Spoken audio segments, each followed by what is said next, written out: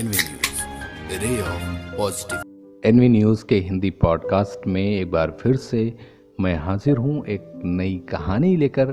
दोस्तों, N V news के Hindi podcast segment को आप लोग बहुत प्यार कर रहे हैं और यही वजह है कि मुझे प्रेरणा मिल रही है आप तक नई कहानियाँ, नई सीख लाने के लिए। दोस्तों, कई बार हम लोग आपस में बातचीत में या दूसरों के साथ व्यवहार में कुछ ऐसी गलतियाँ कर देते हैं जिसका हमें परिणाम जो है वो दूसरे रूप में मिलता है।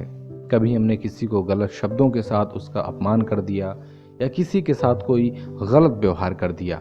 गलत शब्दों के परिणाम में हमें वही चीज़ मिलेगी, लेकिन ऐसा नहीं है। कर्मों का जो फल होता है दोस्तों, वो हमें दूसरे रूप में भी मिलता है और हमें इसे सहज स्वीकार भी करना चाहिए। लेकिन हम गलत काम करें ही क्यों, हम गलत शब्दों का प्रयोग करें ही क्यों, ताकि हमारे इन गलत कार्यों का हमें गलत परिणाम मिले। आज की कहानी विवेकानंद से जुड़ी है और इस कहानी से आपको वो सीखने को मिलेगा जो आपने अब तक कई किताबों के पन्ने पलटने के बाद भी न सीखा हो। दोस्तों, इस कहानी को अंत तक सुनिए, ये आपके लिए बहुत ही महत्वपूर्ण कहानी है। एक दिन स्वामी विवेकानंद किसी गांव में प्रवचन देने जा रहे थे। उनके साथ कई शिष्य भी थे। रास्ते में उनके एक विरोधी का घर भी था। स्वामी जी के विरोधी ने जब उन्हें देखा तो वह गुस्सा हो गया। वो व्यक्ति विवेकानंद से नफरत करता था। जैसे ही उसने स्वामी जी को देखा, वह दौड़कर उनके पास पहुंचा और जोर जोर से गालियां देने लगा। स्वामी जी ने उसकी बातों पर ध्यान नहीं दिया और वे आगे बढ़ते रहे। विरोधी व्यक्ति भी उनके पीछे पीछे चलते हुए चिल्ला चिल्ला कर गालियां दे रहा था। स्वामी जी के साथ चल रहे सभी शिष्य उस व्यक्ति के गलत व्यवहार से परेशान हो रहे थे। उन्होंने देखा कि स्वामी जी सभी से बात करते हुए शांति से आगे बढ़ रहे हैं। विरोधी व्यक्ति को किसी ने रोका टोका नहीं तो वह आजाद हो गया और ज्यादा गंदे शब्दों का उपयोग करने लगा। गालियां देते देते हद पार कर रहा था। कुछ ही देर बाद वे लोग उस गांव की सीमा तक पहुंच गए जहां स्वामी जी को प्रवचन देना था।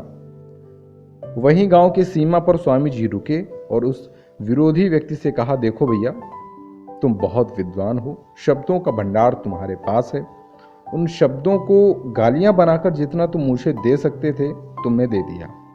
मुझे इसी गांव में जाना है, अब तुम यहीं रुक जाओ, क्योंकि मेरे पीछे पीछे तुम इस गांव में आओगे और इसी तरह मुझे गालियां देते रहोगे तो सभा स्थल पर मेरे जो भक्त हैं वो तुम्हें दंड देंगे और तुम्हें उन लोगों से मैं बचा नहीं पाऊंगा।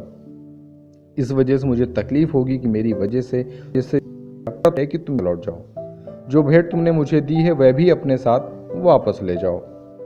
विवेकानंद जी का व्यवहार देखकर वह व्यक्ति चौंक गया। उसे ऐसे व्यवहार की उम्मीद नहीं थी।